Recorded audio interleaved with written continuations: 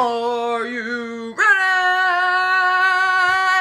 Actually, I'm getting a little bit of a headache, so I'm probably going to take some Tylenol after this.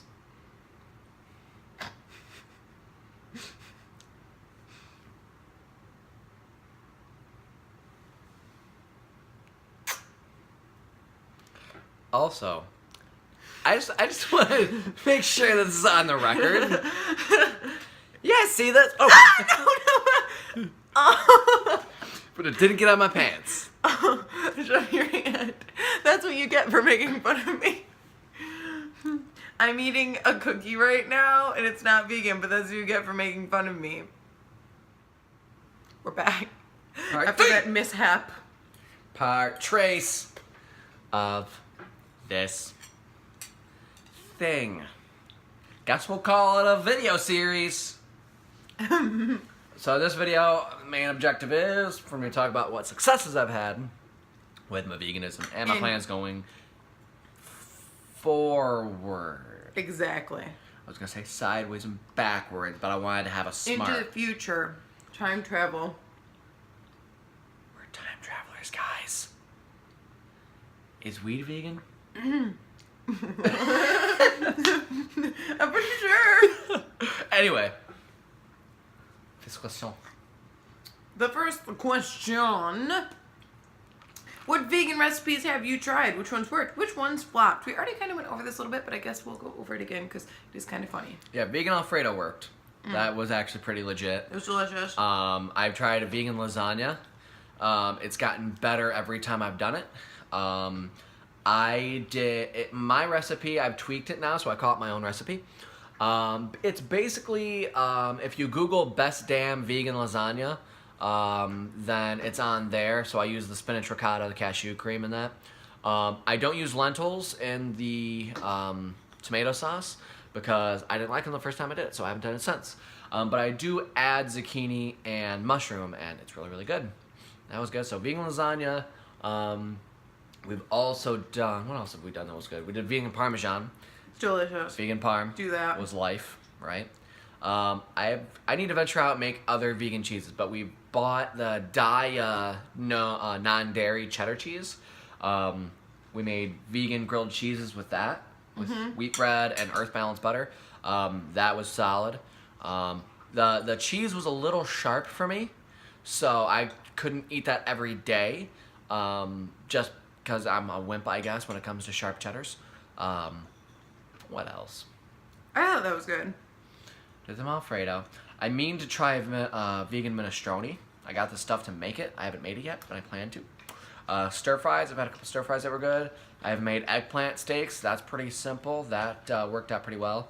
Did vegan fried chicken. Vegan mac and cheese. It was good. I actually, when I went over to my sister's house for Christmas Eve, I didn't tell anybody that it was vegan, and I mean, they had their suspicions. But I brought it over there, and they were chowing on. They said it was good.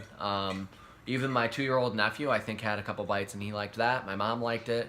And she was the one who was like most concerned about my vitamins, my minerals, and all that. You're just being a mom. I know. My mommy loves me. But yeah, that was good. This plate has much chocolate on it. Yeah. Let's see, what? So, vegan fried chicken was fine, and then we added the orange sauce, and then it was not fine. And that yeah, it was gross. Unless you're Gus, who for whatever reason really enjoyed that question mark. And eggplant bacon, it was a slimy effing mess. I'm trying to think. I think I've had at least, I'm trying to remember. I had at least one other vegan recipe that I tried, and it just did not work. Oh, you had that one day that you did on your own with chicken strips, and like it was fine until we had the pita. Yeah. Yeah, I don't know what was going on there, but I mean, it was really hit and miss. Some of it's really good. Some of it didn't work. So what are the benefits of a vegan diet in general? Well, in general, when you cut out the meat, you get a lot less fat in your diet. From what I've seen, vegans get their fats from cashews, peanuts, Brazil nuts, and I think seeds a little bit. But generally it's going to come from nuts. And So, you look up vegan cheeses and that. Or also maybe a little bit from plant-based milks, maybe. I have to look at it. Olive oil, maybe a little bit. But since you're taking in less fat, your chances of heart disease go way down. Your chances of diabetes, because there's less fat to interrupt your insulin reserves and all that good stuff, that's going to go down. Your chance for stroke is probably going to go down. Number one, also, since you're eating plants and you have a more whole plant-based food stuff, you're going to get lots of vitamin A and a lot more potassium, a lot more vitamin C, vitamin K, a lot of the vitamins, as well as, one of the big things that they talk about, anytime you hear someone say, oh, I'm going to go vegan, first thing Americans always say is, oh, but what about your protein? Get your protein, oh my What gosh! about your protein? And the real question they should be asking is, in a normal American diet, and I'm ripping off Dr. Milton Mills here, but it's not a question of where you're going to get your protein, because if you eat, if you eat enough to be full, you're going to get your protein. It will take care of itself. The question is where you're going to get your fiber if you're not eating a more plant-based diet. If you're eating meat for every meal, and that's a majority of your meal, or that's a significant portion of every meal, where are you getting your fiber? Benefits of a plant-based diet: you get your fiber, you get vitamins A, C, D, K, potassium, a lot of that stuff. You lower your risk for all these diseases that Americans have issues with. And yeah, you might get more carbs, but you're gonna burn them. You're gonna live longer. It's gonna be fine. Protein can come from nuts and lots of other things. Oh yeah, it's not an issue. Yeah, basically everything you eat's got some protein. Yeah, in if it. you do, and it adds up over the course of a day. If you do the slightest little bit of research, you will find that literally the protein is like the least of your worries. Like, it's easy. It's in so much stuff. Yeah, and like iron, you get iron from a lot. Read the nutrition labels. Yeah, okay, that can of beans that you have has 4% of your iron, but there's 3.5%, or I'm sorry, 3.5 servings in that can probably. So that's closer to 12 or 15% or something like that for your day. And okay, yeah, that's not all of your iron for the day, but that one can of vegetables is not the only thing you're eating all day. It adds up over the course of a day. And some people have even argued that the daily recommended values is more of a daily recommended 48-hour intake. So if you're getting that much over the course of a couple of days, you're probably going to be okay. And even if you don't get it that every single day, a deficiency is going to catch up with you like over the course of months or a year. So just because you don't get 100% intake of your B12 for one day, you're not going to die. But you're going to get a lot more fiber. You're not going to have as many strokes, heart disease. Your risk of diabetes is going to be less, is what I'm saying. I can't say, oh, you're going to have less strokes. Your risk for these things all goes down because you're eating actual food. Mm-hmm. Okay, so what advice do you have to give our viewers, you beautiful people, about imitation foods? This is something we talk about like a lot. Yeah. Especially since I'm not vegan, but sometimes I eat his vegan stuff. Yeah, so if you go to the frozen section, you can see, meatless meat. And you get a lot of imitation foods like vegan sausages, and a lot of health gurus will actually advise against that. Like, okay, yes, you're going vegan, but that doesn't mean that you change out all the meat for meat substitutes, because a lot of those substitutes are still a bunch of processed crap, or it's just more protein than you need still, and so it's just needless intake of protein instead of more of the plant matter that you really. I totally get why people would think that that's what you do though. Right, which makes sense, but a lot of people will do that also thinking that the imitation food is going to taste just like the real thing. Yeah. The advice that I got on that was try and stay away from the imitation foods and instead just find things that taste good on their own. The idea being that if you are eating the imitation foods, you're going to expect them to taste just like the meat-based thing, and if they don't taste just like it, then you're going to abandon that alternative. Instead of finding things that taste good on their own and saying, hey, I'm looking forward to eating that, not I'm looking forward to eating that instead, or oh man, I have to eat that instead because it's not meat, but I want sausage, blah, blah, blah. No, instead you look for other recipes that you're going to get excited about because those taste good, not because they taste the same as things that you're already familiar with. Or even just don't, like, if you do want to try those things, because, like, because that's, like, kind of what I've been, like, trying this stuff just because I need to eat more vegetables. And so I've been trying, like, some of this stuff. And just don't, if you're doing the imitation stuff, do not go into it expecting chickenless chicken strips to taste like KFC. Because it won't. Like, it will not. And if that's what you're It might taste good.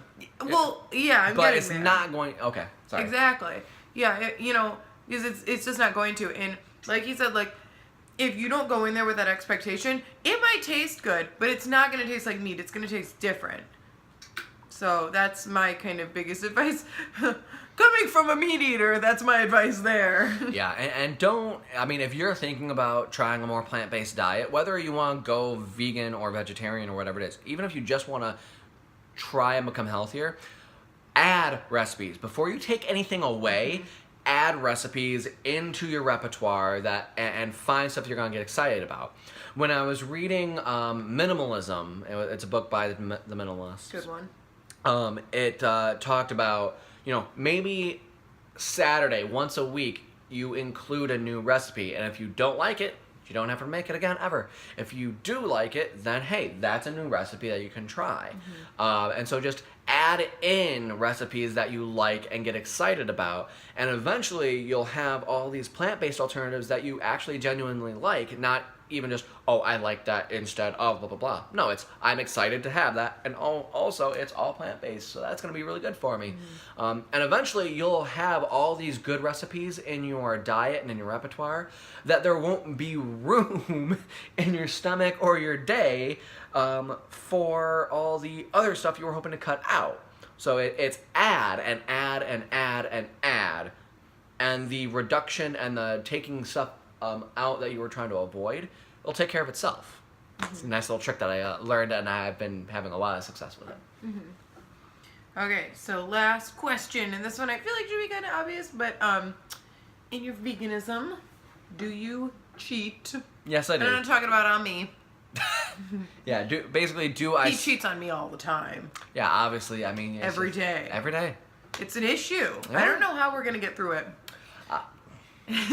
Anyway, so... Yes, I still eat meat. At this point in time, this is actually the last day of 2017.